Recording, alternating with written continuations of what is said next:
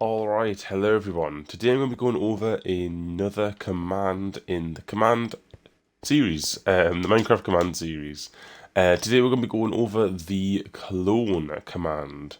This one's a little bit of a complex one, so you guys are going to have to strap in and try and understand this one. So yeah, we're going to be using 3 different coordinates with this command, so let's type it in. We're going to do /clone.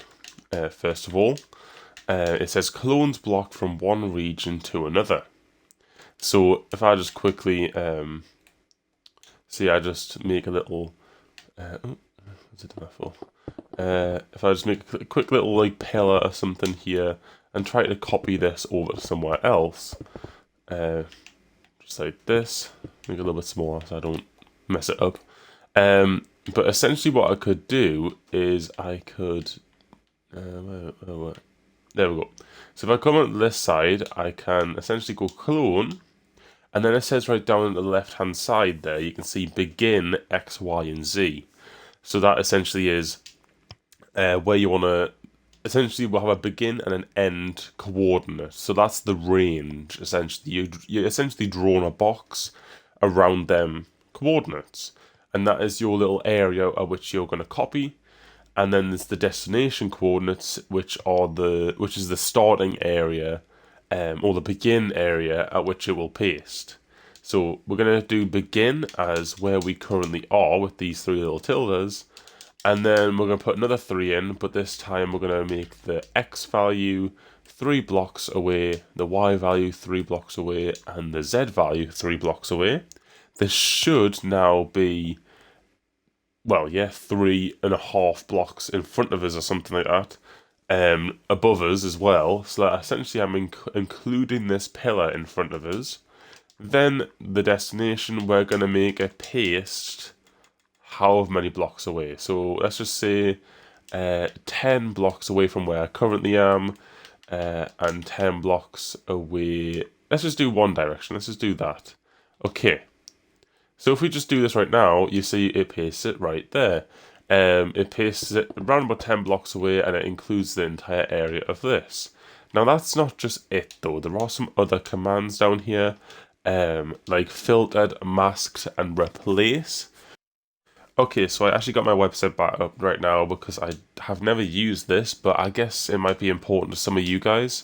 So the replace one right here, the 3rd one down, it is optional. It will only clone the blocks. It will clone all the blocks, including air. So that's just basically what that one does. And masked is also optional, once again. And it will only clone. It will clone only blocks that are not air. So if you're trying to clone, say this pillar right here, it'll only remember the stone blocks. It won't actually copy the air and stuff. So essentially, if I made this pillar surrounded with like gold or something, it would only copy the stone. So obviously, how you would do this is do masked, and then the other stuff I would obviously input a block, and I'll go over that in a minute. Now the other one as well is filtered.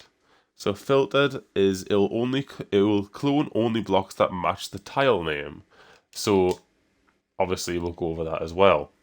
So when we get to this point, it says force, move, and normal. So depending on which one you want to use, this is what you have to put in afterwards. So force, it will force the clone if the source region and destination region overlap. So if I made this paste like 2 blocks away, that would be intersecting the region that I've actually, went and cloned this little pillar here. So it would actually, it would still force it to paste it. So pretty simple one there. Then the move one will clone the blocks from the source region to the destination, then replace the clone blocks in the source region with air. So essentially what that means is it moves it.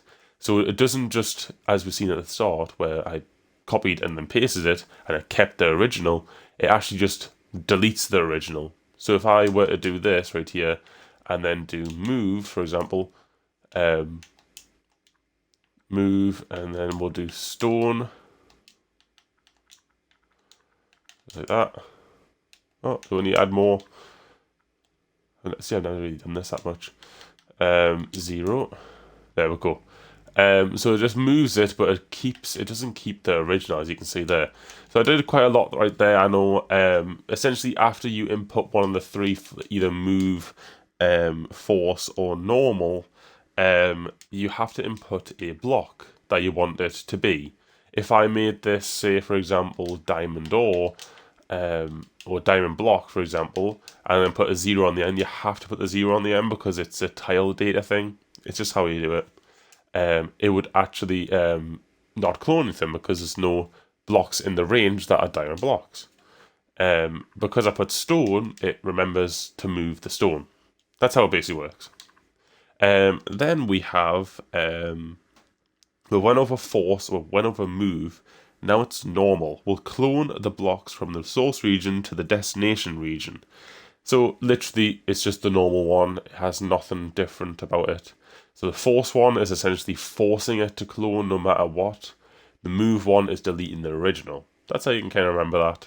And that's about it. After every single one of these, it'll ask you for which block. And you just need to put in, well, for example, in this case, stone. Just need to put stone.